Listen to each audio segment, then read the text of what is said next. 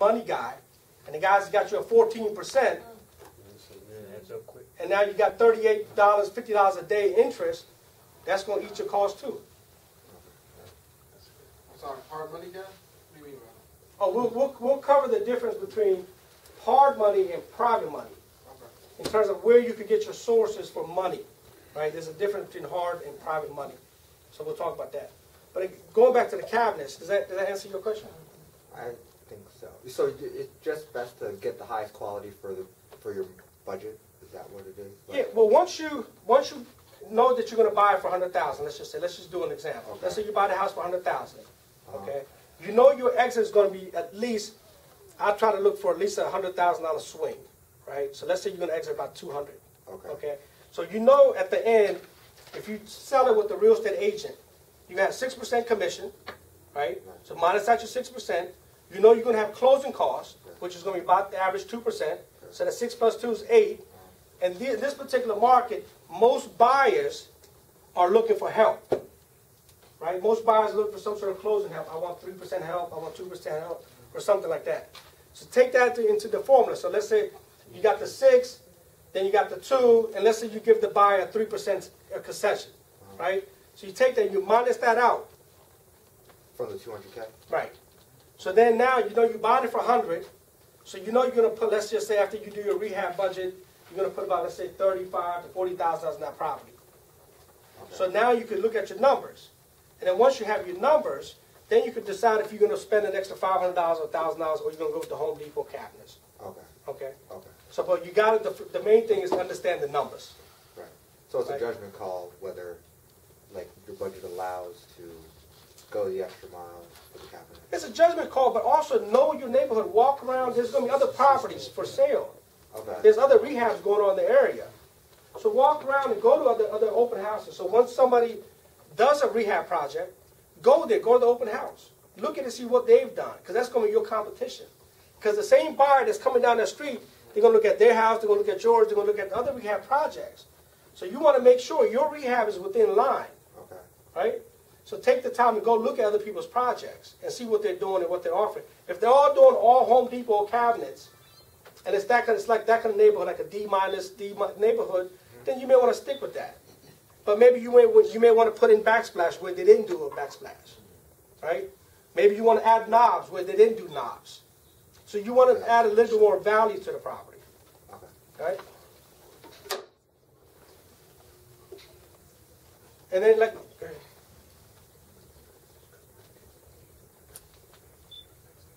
Oh, so and then the same thing with hardwood floors. You know, you could some of the houses you'll find that there's carpet. Well, you pull the carpet back, there's hardwood floors down there. Hey, for investors, that's a great thing, because a lot of times you could just sand them and refinish them and stain them, and people love hardwood floors. But if you end up getting new hardwood floors, I always recommend to get at least 3 1/4 tongue and groove, and then don't try to do that real cheap laminate type stuff. That's a waste of money. That really is a waste of money. Do it right. Put the right money into it. You know, again, you want to get the product sold. You want to get your money out. You want to go to the next deal. Always keep that in mind. Okay. So, and some of the tools to have with you when you're out there looking at properties, you always want to have a tape measure. You know, that way you can measure everything, measure the floors, the carpet, things like that. Always want to have a knife. Believe me, it's crazy, but you got to have a knife. You got to have a knife. There's a lot of times, you get out there and things get locked, it gets jammed, and this knife comes in handy. You got to cut things, you got to get into the house. Lock boxes get locked up. You maybe got to cut the corner of the carpet and pull the carpet back to see if there's hardwood floors under there. You got to have a knife. Have a flashlight, because a lot of times these homes, the REO properties are short sale, they're vacant, they're abandoned. You got to have a flashlight to get in, look at stuff, especially when you go to the basements. Electric panel. Okay, to do a heavy up on a house is at least $4,000 on a heavy up. Okay, a lot of homes that were built in the 50s and 60s, they have the fuse boxes, or they usually got 100 amp, or maybe 150. Well, back in the day, people didn't have 5 TVs and microwaves and all this stuff, right? So to do a heavy up, at least a 200 amp is what's required today. at least a minute or two. I mean, we got multiple TVs. And I grew up, you know, living in an apartment, so we used to turn on the ironing machine, the lights would go off. You know what I mean? It just, so that kind of stuff, I mean, people don't want it. Yes, Jim? Did you recommend any cabinets other than Home Depot? Yeah, I'll send you the company that I use. Okay. I'm a dealer with these guys, and if you guys put your cards in the back, we're gonna have a drawing. So I'll send you guys the resources that I have. And the same thing with the granite. It took me years to find a couple of good granite people that are at a reasonable price. And the thing about granite people, you know, they'll charge you for the granite, then they'll charge you for the sink, then they'll charge you for the cutout, then they'll charge you for the edges, you know, to do the edges. So try to get somebody that will give you one price for the whole thing, right? So I'll give you my resources for the granite as well. You shouldn't pay no more than $25 to $30 for a finished granite project per foot. Okay. So what else? Oh, simple things like this, like staining the deck. If you just stain the deck, I mean, it's like $58 to buy a whole 5-gallon. You can stain the deck and give the deck a brand new finish. Right? The goal is to keep the price low on your rehab, but make the house look great. Right? So I mean, just simple things like just taking the deck, power washing it, and adding some color to it. I mean, it goes a long way. So just simple things like, and some of these things, most of them they're on sale. And then I have this little gadget here, which I use to see if there's water in the basement. Because a lot of these properties got flooded, especially in the wintertime. If the pipes freeze up and they got sprinkler systems and it pops and then the basement gets flooded, so I can put this against the wall and it does a water meter reading. How much are those for usually? These are about $110. Okay. Yeah. But if there's water behind the walls, I mean, that could be all kinds of issues there. You know, so I just put this against the baseboard and drywall, and it'll give me a gauge in terms of, you know, how much there's moisture or water back there. And a lot of inspectors have these. So, you know, you almost want to kind of become an inspector yourself because these things are going to come up. You know, so if you have the proper tools, invest in the tools and learn to use them. Okay? What's that called? There's a name of it. It's a water detector. Water Detector. So if you want to write down the name. So heavy up is basically just upgrading them. Yeah, heavy up taking out the old panel and then put in a new 200 amp. You got to call Pepco or BG and get a permit, and they got to come and drop a new wire from the outside, and then you got to get them involved. And once they do their part, you get your electrician involved to run all the new wires and the breakers and stuff like that. When you're walking into a house, like a potential rehab, are there any like red flags that typically would say like, okay, that's going to cost $5,000 or something? Well, the first thing I look at the electric panel because I look at the heavy items. Okay. Like where's the money going? Does it have an HVAC? Does it have a central system? Some of these older homes in Temple Hills and Oxon Hill, they have oil, right? So people don't want oil heat. And sometimes you got to take those things out. And so I look at see if they got a central. I look at the roof. I look at the HVAC system. I look at it, see if they got polybutane for their plumbing. Because polybutane breaks all the time. Yeah, the gray stuff. Yeah, the gray pipes. I don't know if you guys ever seen them, but polybutanes are always breaking. And then that's always water damage there. Polybutane, what's that? A long time ago, I mean, they stopped making this particular pipe. It was cheap. It was a cheap pipe that they used to run for the water supply lines throughout the house. So now they use copper and they use CPVC now. But if you have polybutane in the house, especially some of the older ones, and you'll recognize it's gray. It's like gray plastic. It bends. And so when you run it and you put a coupling in the middle, or you got a T or elbow, that's where it's going to break. And you know, a lot of inspectors will tell the buyers, don't buy this house because it's got polybutane. Okay. Now, the white piping is okay? CPVC, yeah, that's correct. When you find you're going to rehab a house that has polybutane, what's the average cost for like a 3-story townhouse? At least $5,000. $5,000. At least $5,000. It might be more. Yes, Jim. What's the cost to take the oil tank out? Well, two things happen. In D.C., a lot of times the oil tanks are buried underground, right? So what we've done in D.C. is, you know, we'll suck out the oil as much as we can, and then we'll fill it up with concrete and sand. Oh, okay. and absorb up whatever oil's in there. Because, you know, and you have to disclose there's an oil tank underground. And some of the Maryland projects, you know, we'll suck out the oil, we'll cut out the pipe. I'll call a metal guy that does like, you know, metal scrap type work. Hey, come get this. So they'll come get the metal and they'll sell the metal. You know, But don't you have, do you have to do any soil tests? it would not if the oil tank's inside the house. Oh, inside the house? Yeah. Okay. But in DC, if it's buried underground, you take all the oil out and you fill it up with sand and concrete and you make sure everything's absorbed. I mean, you just disclose that, hey, look, there was a tank in there, this is what we did. Do you have to call an inspector for that? Yeah, you gotta call an And inspector. they gotta pass it? Yeah, they gotta pass it. Environmental service, have to call environmental service to come in and DC, Yeah. along with the inspector. So, okay, so I'm running out of time, but does that help? Yeah, it does. One more thing you wanna add in, when you're looking at a house or whatnot, one of the most important parts is checking structure. Yeah, you wanna check the foundation whatnot. structure. That's your biggest concern for a house. Because sometimes, especially if the house is on a hill, you spend in Capitol Hill, they got these hills that go up and down like this. Yeah. And if the house is on a hill, well, we all know the earth moves, the earth shifts, right? So if it's on a hill, you want to check the joists, check the beams, you want to check the foundation. I bought a house that had foundation damage. I had to call a civil engineer to come out there. The civil engineer did their studies. They did the architect design. We had to underpin the house and then get it stamped, get it approved. And we had to show to the buyer, this is what we did to make sure that the foundation, the structure was sound. Yes, sir. For somebody who's new in the business, okay, I mean, I've done a lot of rehab, but would you recommend that they do a property inspection report with a third-party person for a while until they get used to it? Yeah. Just for protecting their Oh, yeah. backside, Yeah. so then they know what's there instead of they think they might miss Exactly. something?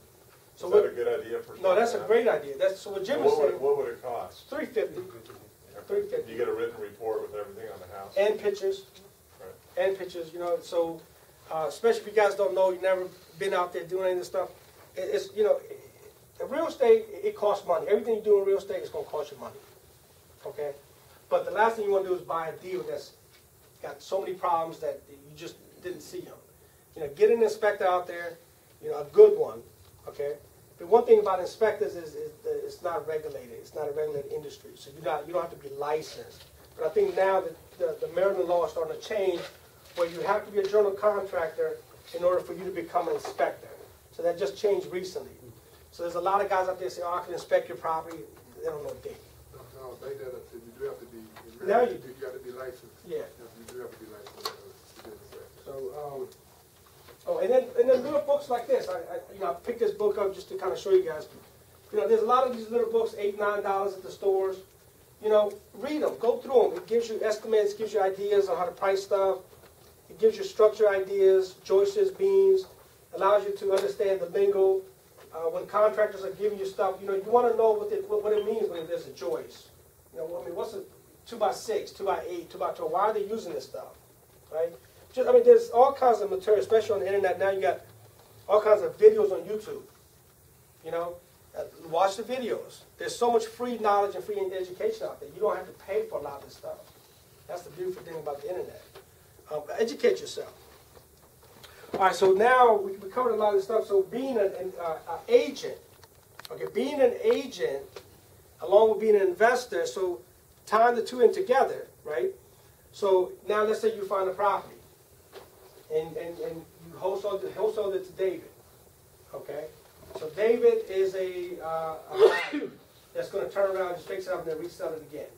Okay, so you charge him a $5,000 fee. So you just made your $5,000 wholesale fee.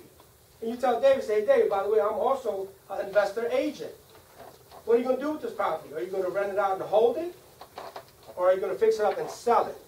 Or he says, well, I'm going to sell it. Hey, let me list the property for you. I got tons of buyers. Right? So now you get his listing. Right? So now you find a buyer for it. Now you get paid again. So I mean, in terms of being an agent, there's a lot of benefits.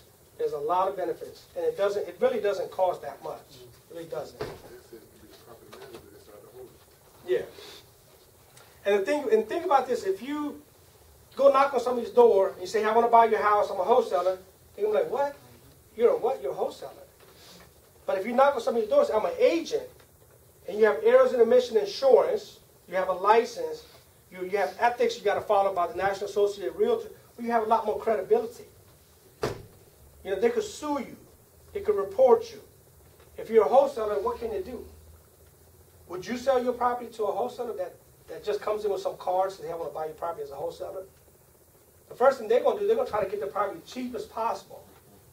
As a wholesaler, you want to get the property as cheap as possible. And sometimes a lot of these wholesalers, you know, they'll make fake promises. Hey, I guarantee I'll sell your house in 15 days. Let me do an assignment. Let me do this. Let me do that. Okay. But if you're an agent and a wholesaler, then you're coming from a different side of the table. So you're ethically bounded. They could report you. They could go come after you. They could hold you liable. Right. So being an agent. Yes, if you have no interest in becoming an agent, but you want to work with agents, would you say that is the best way that a wholesaler should go? Develop a very strong relationship with agents, even though they have no interest in becoming an agent themselves? Sure. I mean, that's the other option, is get yourself, you know, a lot of seasoned agents, they're not going to work with a lot of people that just want to put out multiple contracts and don't have any money, don't have any cash. A lot of seasoned agents want to work with true investors that got the cash, they're going to ask for a bank statement. Let me see $200,000, let me see $300,000. Because I know as a seasoned investor and an agent, I'm not going to work with somebody that wants me to go out and write 30 contracts for somebody. And they got no money to their pocket. I'm not going to waste my time. But, you know, you have to come across, you know, as a true wholesaler, as a true investor. You got to show that you got some skin in the game, some money, things like that. Right? But in order to start, I mean, you can, with new agents, you know, new agents always look for business and they're eager. So you get a couple of new good agents, you can maybe work with them, and they will be more than happy to help you because they're also trying to get their feet wet. But a seasoned agent, you know, it's going to be hard to work with somebody seasoned. I mean, they're going to really qualify you before they invest a lot of their time in you. Right? So what we do is next stage, the reason I bought this company is because, you know, being an investor all my life, and I was thinking, well, man, a lot of these agents out here, they're just bad agents. They don't understand the market. They don't understand the due diligence. They don't understand the rehab process. They don't understand this. And I kept dealing with bad agents. And a lot of times, when you do get a contract from a buyer, and the agent doesn't properly qualify that buyer, right? So there's a lot of pre-approval letters that buyers run around with, say, I'm pre-approved to buy this house. So I got burnt so many times where I thought I had a buyer, and I'm going to settlement, I'm hoping to get my money end of June, and then, you know, we're going through the contingencies, I've done my home inspections, they've done the appraisal and everything like that. We find out that the buyer falls through because of lack of financing, because the paper that he's waving around was just a fake paper. Well, as an investor, that pisses you off because you want to get your money out, right? So, and the thing is, a lot of these agents, you know, they don't do the proper qualification for these buyers, okay? So one of the things that I always do, I always ask for the DU, which is called the desktop underwriting, okay? And you could ask for that. If you got a buyer that put a contract on your property and you know you want to get your money out, you know, tell the other side, tell the agent, look, show me the DU. Show me the desktop underwriting. You know, show me that this guy's qualified. Show me that he's got the money. He's been approved. And try not to deal with these brokers, like these mortgage brokers. Try to deal with direct lenders, Wells Fargo, SunTrust, Bank of America, because they got strict guidelines. And they're going to make sure that buyer went through the proper measures that they approve. A lot of these mortgage brokers, they're shopping around the deal. They're shopping it around, and they're trying to, you know, cut corners and try to get this guy over the hurdle to get qualified. Well, your money's on the line. You know what I mean? You don't want to go with the maybe. You want to go with the guarantee that's going to buy the house in 30 days. Right? The bottom line is you want to get the house sold and get the money out and go to the next deal. Let me pipe in from a broker standpoint. You can ask for it, but by law they don't have to give it to you. Just because you ask for it, it's not your right, not their right to give it to you. So don't count on that. But ask for it. If from an investor standpoint, it'd be wise to try to work with a broker or bank that would pre-qualify buyers coming into your account. and therefore then you have an inside relationship with that banker on your side that would give you a notion to say this person is qualified to move forward. Now that's one of the better avenues. However, by law, they still have a choice to go to whoever they want to do their finance and whatnot. But if you can persuade them, if you hold a house and whatnot, try to convince them to use somebody that you are familiar with. That's your best avenue. And one of the ways you can do that is in your remarks when you list your property. Let's say you got your house done and everything. In the remarks, you could put down, hey, if you use my lender, I'll give you, $500 or $1,000. So if you get that buyer to go through your lender, then your lender will run through the system, and they'll say, hey, this guy's good. Oh, no, this guy's shaky. You know what I mean? So the more control you have over the transaction, the better. If you look at... I'm sorry. And another disclaimer in that, legally. He's always legally putting the disclaimers. Only time you can put that in a remarks section if you are the owner of the property. Yeah. As an agent, you cannot do it. So it must state that the owner is recommending you use this lender, and I will give you something. Not from an agent standpoint. It's against the law. So kind of look at like a home builder, like Ryan Homes or Mid-Atlantic Homes, right? So you go buy a brand new house, they always say, look, if you use our lender, we're going to give you a finished basement, or we're going to put in a sunroom, or we're going to do this, we're going to do that. Because they want to have total control over the transaction. They want to know what kind of buyers are coming and putting offers in. They don't want to waste their time on buyers that are not going to qualify, right? So, I mean, again, these little tips or tricks, you got to be able to know about them and put them in. Don't treat yourself any less if you've done one deal, if you've done 100 deals. Act like a builder. Act like what they're doing. As long as, like Johnny said, if you're the owner of the property, you have certain rights, certain things you can put into the remarks, and you can ask for certain things. Okay. So that's one of the reasons why I opened up Next Stage is I wanted to be able to create my own agents that were investor-minded, that could work with these investors and be able to protect their money and protect their assets and be able to get the property sold for them. So right now, this last month, we just had 5 settlements in our office, okay? And so we have 2 investors that just totally love us because we were able to find the deals, we were able to do the construction work, we were able to get the house staged, and we were able to find a buyer before we got the house sold, before we got the house finished. And we were able to sell the house. Right? So the guys, and then we gave them 2 more deals to look at. So they got the money back, now they want to reflip it. They want to flip their money. They want to flip their money. So that's what we do at our business, is we're able to control it. So we're a one-stop shop. We're able to control the construction. We're able to control the marketing using Infusionsoft. We have close to about 100-some websites out there. We have the people in the Philippines that are constantly doing marketing and advertisement. We have a professional photographer that comes out and takes professional pictures. Because we do professional photos because the photos is what sells. Once you put them in the MRIS, it's the photos that people are looking at. People take their phones and they want to take angles and this. You could do that, but the bottom line is you want to sell that product. The bottom line is you want to get your money out. Get the professional guys to come out and do what they do best. They bring the proper lighting.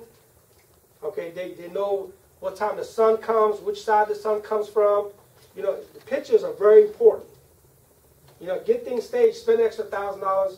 One of the things that I do is I go down to Walmart and I buy some bed sheets and some towels or air mattresses, and I'll put little boxes underneath the air mattress, pick up the air mattress, set them up as a bed.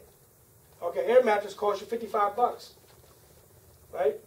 Little towels and stuff like that, but I use them again and again and again.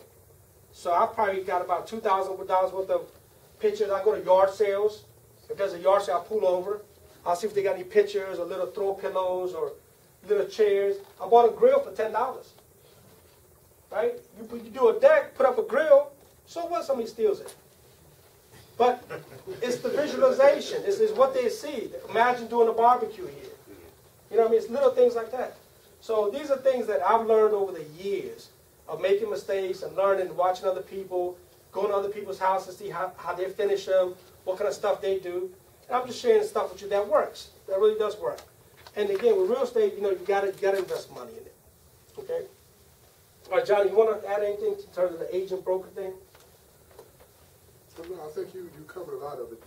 Again, like Sid said, under our camp or whatnot, we do consider ourselves a one-stop shop. You know, from an investor agent standpoint, from just a regular buyer standpoint, we have it all. From the inspection side, like you said, the photographers, the construction side, we have a cleaning crew. You know, we can go on and on, but it's good to come under one roof as it pertains to dealing with real estate and have all that covered. You know, and ongoing training. I mean, and we have a 2-hour session every Wednesday that we are instructing our agents the new rules of regulation, the new rules of engagement, how to be more investor friendly, how to be invested yourself. Because again, there's not like every agent should be an investor. Every agent should be an investor. If you find an agent that's not an investor, whatnot, typically you don't want to deal with them. You want to get with someone that knows what you know, that want to know what you know anyhow. And we that's our bread and butter, being investors. All right, so basically, that's it.